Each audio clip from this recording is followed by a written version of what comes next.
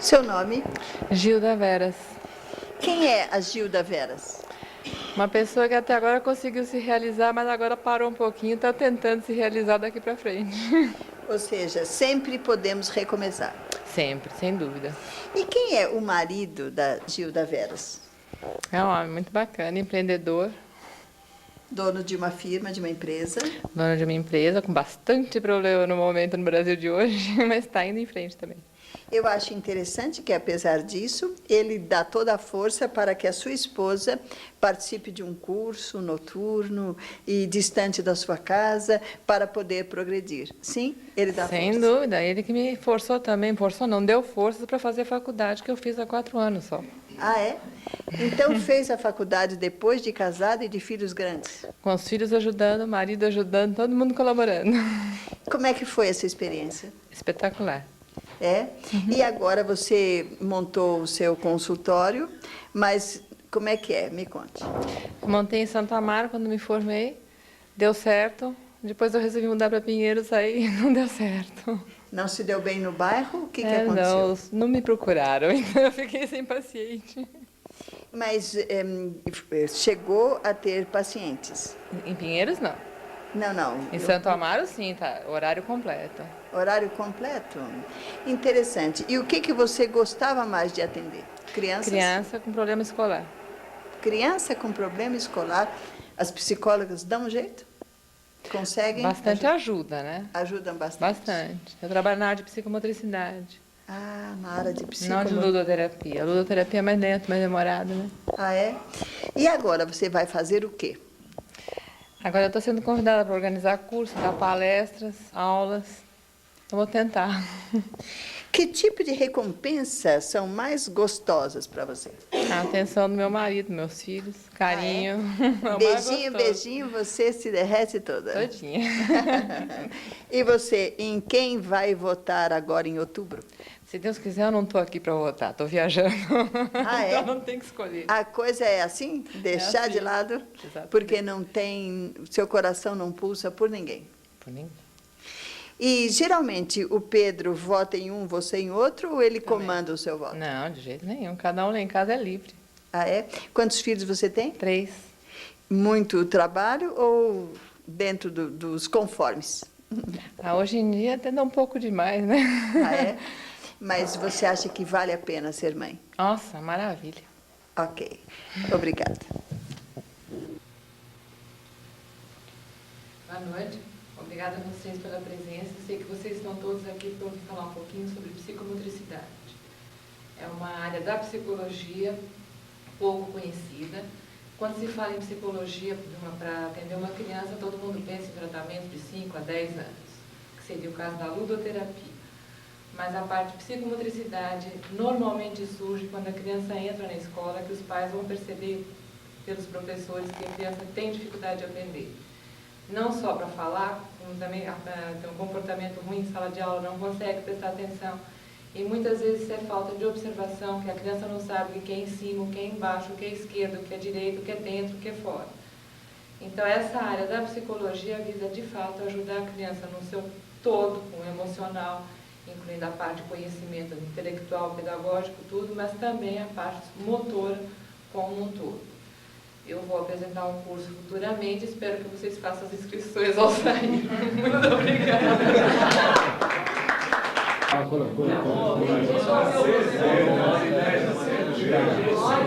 favor, um momentinho da sua atenção. Nós estamos um pouquinho atrasados, porque alguns companheiros não puderam comparecer, mas agradeço a vocês todos que puderam vir aqui hoje. Estão provando que estão todos interessados no problema que está envolvendo o nosso bairro no momento.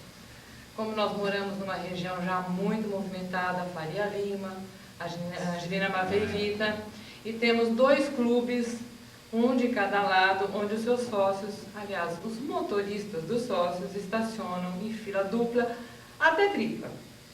E agora nós estamos tendo essa obra, estão estacionando do mesmo jeito e ficamos com a Angelina Maveivita com mão única, num sentido só, dos 2 lados.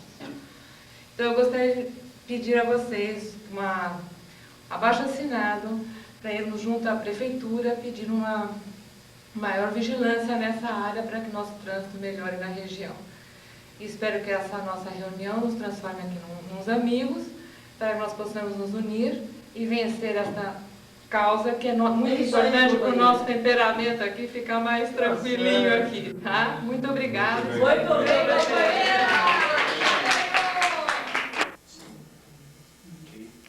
Boa noite para todos vocês. Estou aqui hoje para falar a respeito do comunismo, porque eu tive a oportunidade de visitar países comunistas durante o regime e após o regime comunista.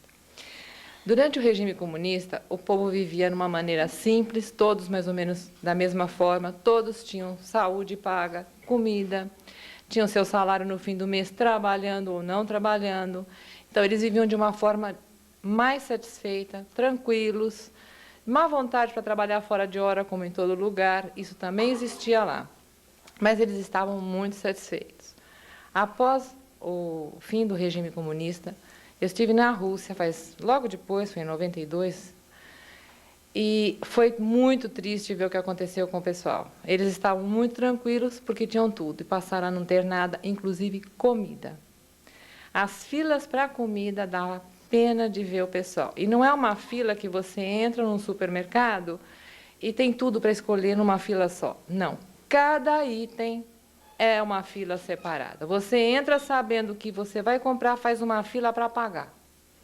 Em seguida, você vai fazer a fila do pão, a outra fila para o queijo, a outra fila para a manteiga.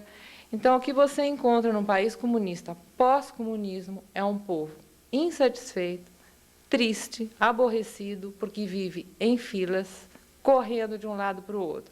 Fila, gente, até para comprar joia, porque o dinheiro deles desvaloriza dia a dia. Para dar um exemplo, nós trocamos $100 para passar 10 dias e não conseguimos gastar os $100, de tão barato que era aquilo lá, para nós. Para eles, eles tinham o dinheiro do salário e não tinham onde aplicar, porque todo dia desvalorizava. Então, tinha fila até para comprar joia. A minha ideia é passar para vocês dizendo que o comunismo, para eles, foi bom, e se retornar, como está começando a parecer que eles querem o retorno do comunismo, para eles, de fato, é melhor. Era o que eu tinha para falar.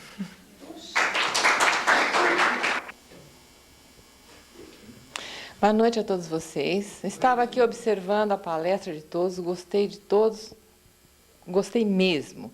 Mas me impressionou mais as pessoas que falaram do interior. E eu gostaria de comentar um pouco sobre a vida no interior, mas esqueceram também da vida de São Paulo, na parte da periferia.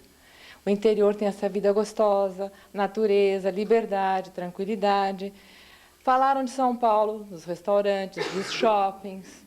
Agora, alguém já teve a oportunidade de ir numa favela, ver a periferia, as condições desumanas, como eles vivem naqueles cubículos que tem o fogão, a cama, o colchão, tudo para 4, 5 pessoas? É uma condição muito desumana mesmo de vida. Aí nós vamos para o centro da cidade. A sujeira, o lixo nas ruas, dá medo da gente andar. Eu estive lá essa semana, na Brigadeiro Tobias. Realmente foi por muita necessidade, eu tive que voltar novamente, mas deu muito medo de andar em São Paulo. Depois nós podemos ir comparar com o bairro da classe alta. Chegamos lá todos nos seus carros importados, olhando assim de cima para baixo, como se nada daquilo os incomodasse. E eu gostaria de pedir a vocês que todos procurassem pensar numa maneira de colaborar para melhorar a situação da nossa cidade na periferia. Boa noite. Boa noite para todos vocês. É com satisfação que estou aqui para explicar como cheguei a ser psicóloga. Quando eu me formei no ginásio, eu fui obrigada pelo meu pai a fazer magistério. Por que magistério? Porque meu pai achava que mulher tinha que ser professora, dona de casa, mãe de família. Não podia ser outro curso nenhum. Inclusive, eu me revoltei. Por quê? Porque eu queria fazer o que eu queria e não o que meu pai queria que eu fizesse. Terminei o magistério. Aí não quis ser professora. Resolvi ser secretária, consegui um emprego com um médico, cirurgião plástico muito bom. E não pude ser. Por quê? Porque meu pai não deixou. Aí fiquei muito chateada e fui para a casa da minha irmã. Estava casada. Por quê? Porque eu não queria ficar perto do meu pai de tanta raiva que eu estava. Bom, aí, enquanto eu estava lá, meus pais arrumaram um emprego de professora numa escola perto de casa. Aí, o que eu fui fazer? Ser professora. Acabei sendo professora no Jardim da Infância. E gostei bastante. Aí comecei a me apaixonar muito por crianças. Aí trabalhei e tive que parar. Por quê? Porque casei. E fui cuidar das minhas crianças. Aí comecei a trabalhar em casa, depois que eles cresceram também como professora, dando aula particular, tentando achar uma ocupação sem sair de casa. Porque isso, para cuidar dos filhos. Tinha que cuidar das crianças, então eu estava em casa ao mesmo tempo em que eles precisassem de mim, estaria sempre atenta, e eu tinha um filho com problema que sempre me chamavam para ir para a escola, então para ficar mais tranquila, eu preferia trabalhar em casa. Não me dei bem. Nenhum trabalho manual, nada deu certo. Aí comecei a ficar meio chateada de não ter o que fazer e resolvi voltar a trabalhar e fui procurar emprego de professora de pré-escola, que eu adorava. Não fui aceita. Por quê? Por causa da idade. Só que antes eu ainda tinha ido fazer o quarto magistério, que quando eu fiz, não tinha, eram 3 magistérios, 3 anos só. Então, quando eu resolvi voltar a trabalhar, primeiro eu fui fazer o quarto magistério. Aí a decepção. A idade não deixou que eu trabalhasse, e de fato tinham razão. Aí resolvi fazer psicologia com o apoio do marido, dos filhos. Por quê? Porque eu queria trabalhar com crianças, embora meu pai tivesse me forçado, eu passei a adorar trabalhar com crianças. E por que eu fui escolher crianças com problema escolar? Porque eu tive problema escolar e sofri muito em casa. Então, eu repeti o primeiro ano, levei muita bronca, meu pai ficou muito bravo. Então, eu resolvi me dedicar a crianças com problemas na área escolar. E assim, eu cheguei a ser psicóloga até hoje, entre aspas, porque hoje não tenho mais paciente. Por quê? Porque a crise do país não deixa. A gente tenta mudar de um lugar para o outro e não arruma paciente. Então, eu agora estou procurando mais o que fazer. E por que eu vim fazer o curso? Para poder ver se eu consigo falar em público sem ficar nervosa, que as oportunidades que estão me aparecendo são para falar em público, para dar aula, palestras, organizar cursos na área que eu trabalho. É isso. Obrigada pela atenção. Bom, boa noite para todos vocês. Estou aqui hoje para falar a respeito de uma polêmica muito séria, que é a respeito de remédios, se eles curam ou matam. Eu sou contra remédios por princípio. Da maneira como é usado o remédio aqui, principalmente no Brasil, os médicos dão indiscriminadamente e não perguntam nem sequer se a pessoa tem alergia ou não a algum dos componentes. A aspirina, que é usada aí por todo mundo, de qualquer jeito, dá alergia em algumas pessoas de uma forma assim violenta, de ficar inchada, deformada, tendo que ir para o hospital, inclusive. Os médicos, além de tudo, escrevem na receita de uma forma que nem o farmacêutico sabe ler. E muitas vezes dá remédio errado, a pessoa toma, acaba até viciando em alguns remédios, principalmente em calmantes. As pessoas viciam, ficam dependentes e depois não sabem nem como sair dos remédios em si. Agora vocês podem me dizer que remédio cura.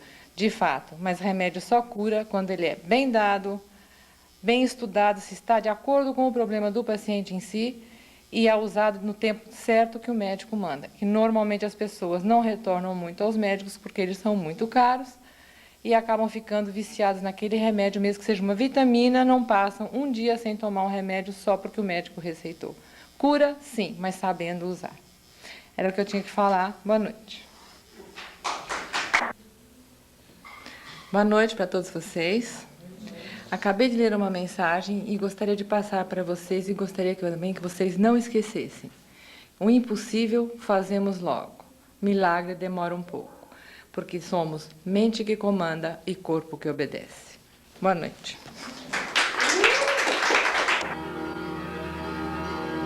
Boa noite.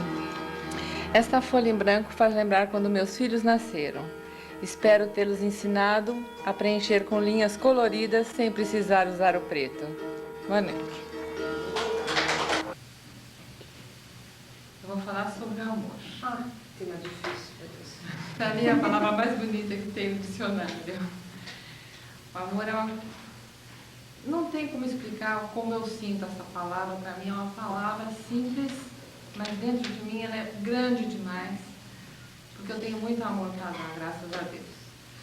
E isso significa uma dedicação para os outros, família principalmente, aqueles que estão próximos a nós, mas é um amor sem se anular. E muitas pessoas acham que se anulando, se entregando totalmente, amando assim, estão certas e não estão. As pessoas estão se anulando, então é um desamor para ela própria. Você coloca então o amor próprio na frente do amor a uma outra pessoa? Não nessa colocação, mas essas pessoas que amam em demasia, anulando, estão erradas. Elas têm que dar valor a si próprias, ter o seu amor próprio também. Então, Mas tá é tudo... amor sob medida. Amor sob medida, certinho. O amor também caminha junto com ódio, muitas vezes. Muitas vezes sim, a tal da comparação que ela falou. Muita gente acha que está odiando o outro, mas por dentro realmente está amando. Ô, Gilda, você acha que, por exemplo, uma mãe que ela tenta poupar o filho de um monte de coisa, resolvendo na frente, é um ato de amor ou é um ato de desamor? Para ela está interpretando como um ato de amor, mas ela está fazendo mal para o filho. Ela tem que deixar o filho resolver as situações dela. Isso é super proteção. Isso prejudica demais. Mas não seria desamor. Não seria, mas normalmente não tem esse desamor. Ou a mãe física, ou a biológica, ou a mãe que está ali no lugar dessa mãe biológica, é o primeiro objeto de amor de qualquer pessoa. Se esse amor falha, a criança normalmente tem problema o resto da vida. Você acha possível amar duas pessoas ao mesmo tempo? Claro!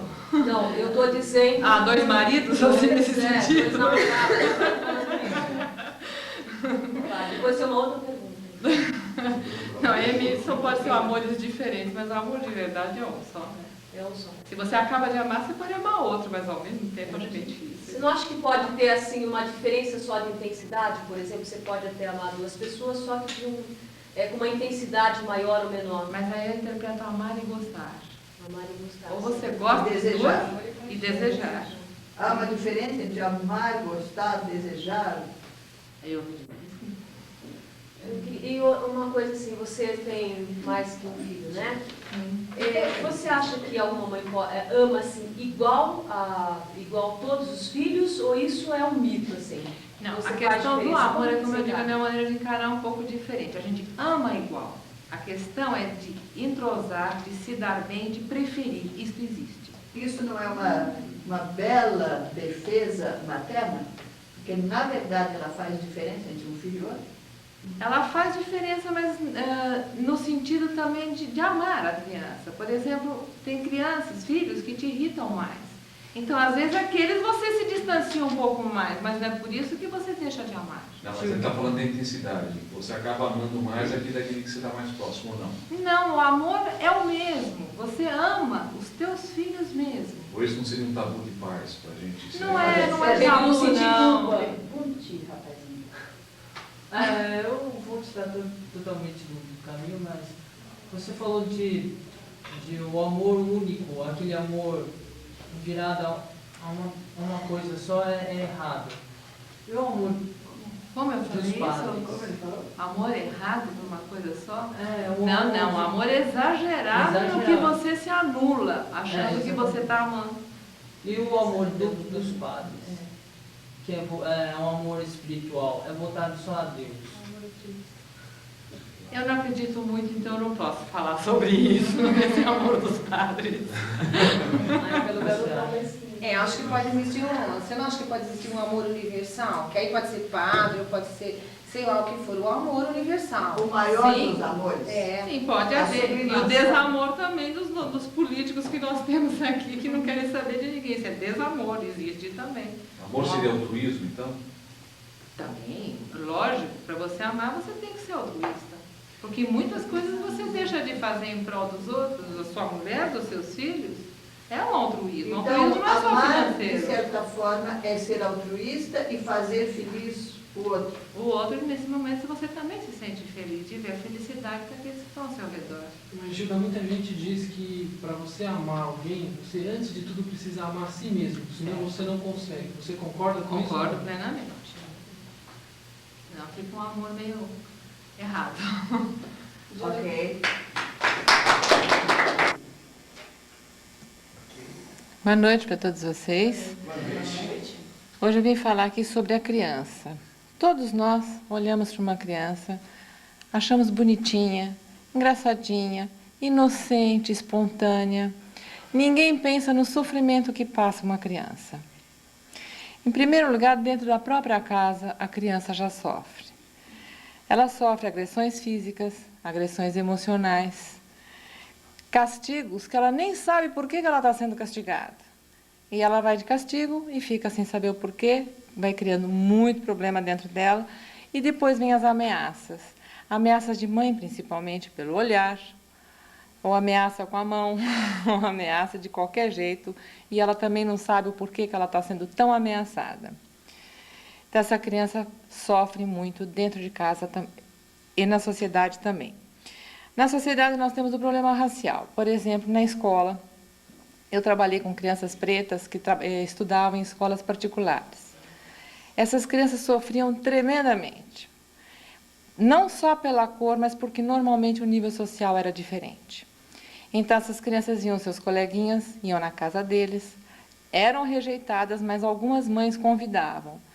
Quando chegavam lá, sua casa tinha piscina, tudo aquilo que ele gostaria de ter, aquela criança gostaria de ter e não tinha. Então, também fazia mal para aquela criança. Uma coisa que ficou muito esquecida pela sociedade, que cuida de criança, lida com criança, foi o brinquedo criativo. A criança e o brinquedo, hoje é tudo à base de TV, computador, a informática está tomando conta até da cabecinha das crianças. Então, a criança parou de lidar com as mãos, montar e fazer todas aquelas coisas que trabalham a motricidade fina da criança. E a televisão, por exemplo, passa filmes agressivos e violentos. Eu ontem estava lendo um artigo num jornal de um filme que passou com uma criança matando a outra com um canivete. No dia seguinte, nos Estados Unidos, eles souberam de mais 3 casos que, seguindo o filme, 3 crianças mataram, foi uma senhora, um senhor, acabaram matando, machucando, aliás, não chegaram a matar, tudo influenciado pelo filme. Também é sofrimento para a criança, que ela assiste aquilo, ela vai fazer e ela acaba sofrendo da mesma forma. Agora nós temos aquelas crianças que são rejeitadas, as indesejadas, e também aquelas que são super protegidas, que acabam sofrendo. Elas se transformam em crianças agressivas, não produzem, ou roubam, se drogam, tudo em função de como ela é tratada. E conversando com a Thaís outro dia a respeito de uma criança, surge um outro problema em casa, que é a criança que é o bode expiatório. Não sei se vocês já ouviram falar do bode expiatório. Todo mundo tem problema, mas colocam tudo numa criança só. Então, às vezes, aquela é a mais sadia dentro de uma família. Só que para ela sofre todas as consequências. Os pais não levam para uma terapia porque, no fundo, eles estão sabendo que eles também têm culpa naquilo. E quando a criança é levada, chega a ser tratada, a criança começa a melhorar, começa um problema dentro de casa, então tiram a criança da terapia para poder continuar a ter seu bode expiatório. Eu queria terminar aqui pedindo a vocês que cuidam de crianças, que se preocupem em entender a criança e, principalmente, as suas necessidades. Era só por hoje. Boa noite. Boa noite. Boa noite. É um prazer estar aqui reunidos com vocês novamente. É o último dia do nosso curso, mas espero que não seja o último que nos encontremos. Gostaria de encontrar a todos no futuro. Eu vou apresentar um programa que foi baseado nesse curso. É um programa de vida. Isso porque os cursos que nós costumamos fazer, guardamos por um pouco de tempo só, depois esquecemos. E aqui nós aprendemos muita coisa que não pode ser engavetada. Então eu estou apresentando aí para vocês um papel com um copo. Observem bem esse copo e pensem nele. Ele está meio cheio ou meio vazio? Tanto faz. Tanto está meio cheio e meio vazio. Isso é para mostrar para vocês que é uma realidade que vocês podem ver de 2 maneiras diferentes. Então, a partir disso, que vocês escolhem o que vocês querem ver, vamos ver um problema que nós aprendemos aqui. Em primeiro lugar, exercitar a autoaceitação. Isso nós precisamos nos conhecer a fundo, estudar bem dentro da gente tudo que nós temos. E o principal é acreditar naquilo que temos dentro de nós. Quem acredita na sua capacidade vai ter êxito na vida. Para isso, precisa valorizar os seus pontos positivos e afirmando que gosta de você. Tem que reconhecer as suas qualidades e os seus defeitos. Os seus defeitos você vai ter que compreender e desculpar as suas falhas. Você vai ter que se julgar, mas não se condenar. Aceitar você como é e os outros com aquilo que eles têm para lhe dar. Precisa valorizar todo o trabalho que você fizer. Mudar a forma de perceber o mundo ao seu redor, nem sempre é possível você mudar o mundo, mas a forma de perceber é possível. Quando você perceber tudo que você é capaz de fazer, a sua autoestima vai aumentar. A falta de confiança em si não prejudica só falar em público, prejudica a criatividade, a produtividade e bloqueia também muitos dos nossos relacionamentos. Quem não se gosta pode partir para as suas muletas. Isso é uma fuga de si próprio que vai procurar do lado de fora se complementar e acaba indo das drogas, álcool. E se você não gostar de você mesmo, como é que os outros podem gostar de você? Portanto, você tem que procurar sempre o melhor em você, nos outros e nas situações. Precisamos ter os nossos objetivos em mente. Não seria só o objetivo de conseguir ganhar dinheiro, mas os objetivos que nos vão dar prazer, satisfação. E nisso você tem que depositar toda a sua energia. Usar todo o seu potencial, porque você é a única pessoa que pode construir e reconstruir a sua vida. Quantas vezes a dúvida que temos a nosso respeito dificulta o nosso relacionamento? Precisamos ter pensamento positivo. Pensar é um processo que envolve as ideias. E nisso nós mandamos. Ninguém pode mandar nas nossas ideias. Então nós temos que carregar a nossa mente com as ideias positivas. Só por pensar positivo, a sua vida já vai melhorar. A preocupação não leva a lugar nenhum. Ela é autoderrotista. E ela pode sim, se for habitual, levar à depressão. Do fracasso devemos tirar sempre uma lição. O erro se converte em lição, que nos impulsiona para frente. Não parar para se lastimar, sim para raciocinar e procurar corrigir. Não desanimar. Desanimar é desistir. Acalme-se, respire e continue. Persistir sempre, com decisão e constância para atingir suas metas. Não existe triunfo sem persistência.